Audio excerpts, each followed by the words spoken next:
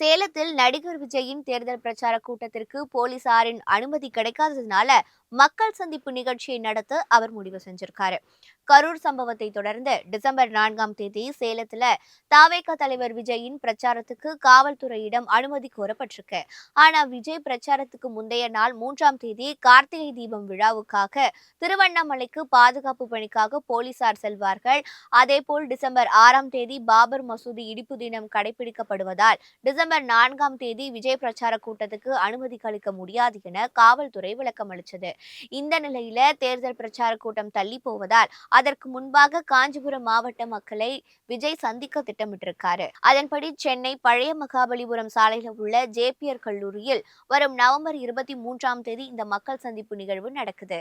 இதுல காஞ்சிபுரம் மாவட்டத்தை சேர்ந்த 1500க்கும் மேற்பட்ட பொதுமக்களை விஜய் சந்திக்கிறாரு.